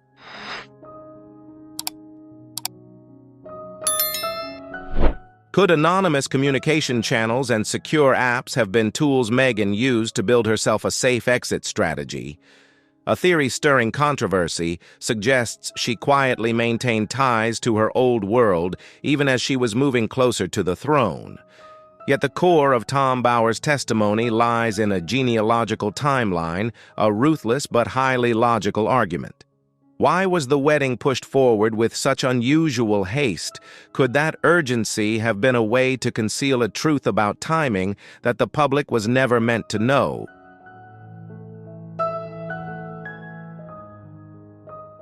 Why was a wedding rushed forward when pressure from the palace had not yet truly materialized?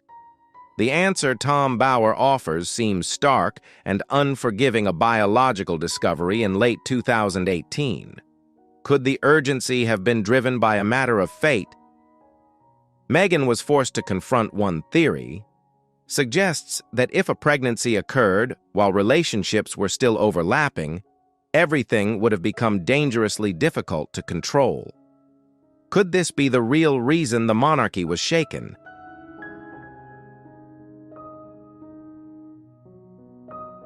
On one side stands Trevor, the ghost of the past, stripped of status and influence. On the other, Harry, the ticket that carried Meghan to the pinnacle of power. Was this choice guided by the call of the heart, or simply by a cold, calculated ranking of power? A shock-inducing hypothesis has emerged. This is not merely a love story, but a blow aimed at the act of succession itself. If Tom Bower's revelations are accurate, the legitimacy of the royal bloodline could face unprecedented questions. Is the monarchy confronting a seismic upheaval capable of reshaping modern history entirely? P.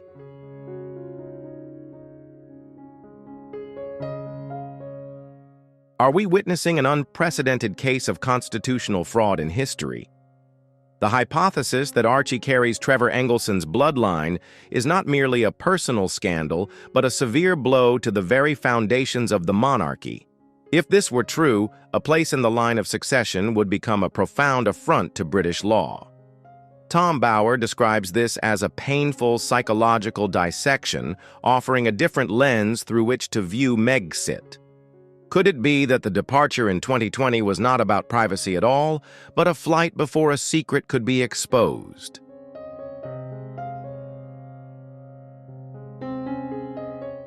Was Megxit really a calculated escape designed to get Archie away from the control of the royal medical team?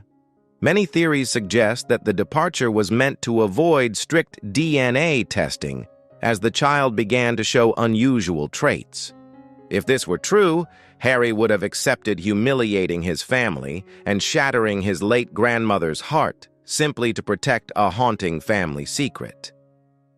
Did he, in the end, trade away his entire life for a drama he no longer has any control over?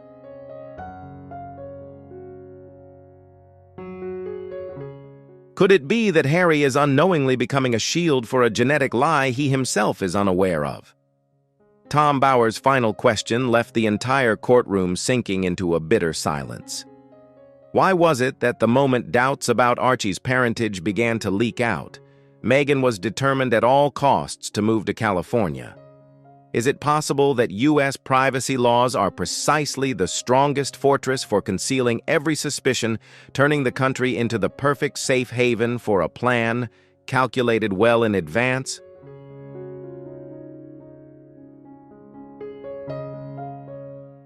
The ghost from the past, known as Trevor Engelson, is resurfacing, threatening to tear apart the already fragile future of the House of Sussex. Many people mistakenly believe that Buckingham Palace is always passive in the face of scandals, but the reality may be far more ruthless. Under the late Queen Elizabeth II, the purity of bloodlines was an inviolable principle meant to safeguard the sanctity of the crown.